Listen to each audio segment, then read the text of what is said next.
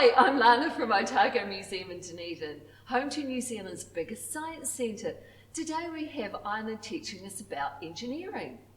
Hey guys, my name is Ireland, and today we're going to be learning about engineering.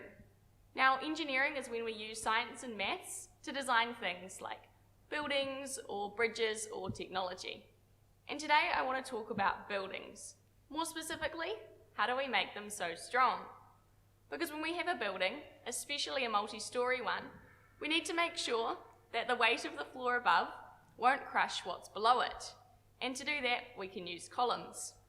Now for today's experiment, we need 3 sheets of paper, a ruler, a pen, some tape, and a pile of books. Don't worry if your books aren't all the same. So to make my columns, I want to test a few different shapes and see which shape can hold the most weight. Now to make a circular column, I need to take my piece of paper, roll it into a tube, and then tape it shut. And we'll have a column that looks like this. Now for our triangle and our square, the process is the same for the two of them. For a triangle, take your piece of paper and roll 3 lines that are 9 centimetres apart, and then fold the paper on each of the lines. For the square, you want to do the same thing, but have your lines 7 centimetres apart instead. Now for both of these shapes, I can fold them and tape them, and I'll get a column that is square and a column that is a triangle shape. And what I want to do now is test them and see which one of these shapes can hold the most weight. So if we start with our square column, what I want to do is gradually increase the amount of books I've got stacked on top.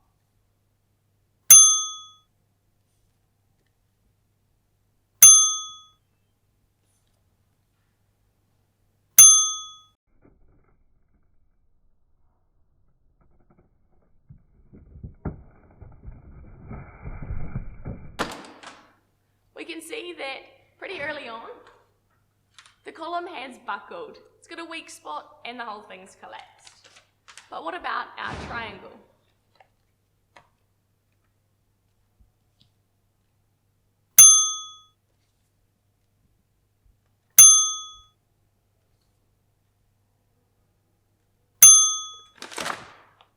It's about the same as the square. It's buckled and collapsed, and if this was a building, the whole building would have collapsed. And finally, our circular column.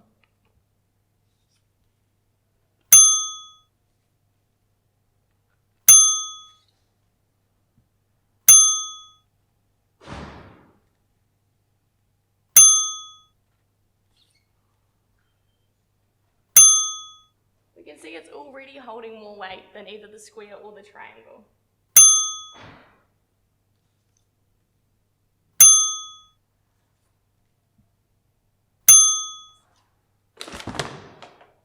It's finally collapsed, but we can see that our circle was much stronger than either of the other shapes. And this is why it's so commonly used in buildings. Because even though one circular column is really strong, what's even stronger is a bunch of small ones.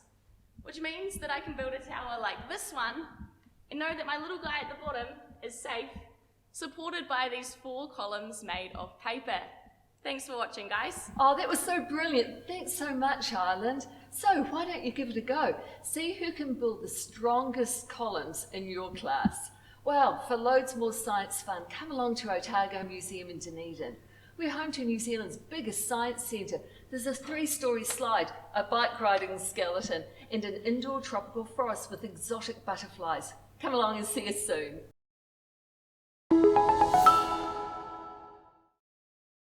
And just like a sandcastle, the funnest bit of building my tower is smashing it at the end. We can see that it's actually really strong. Even if I put all my weight, I can't crush the columns. So I'll be Godzilla instead.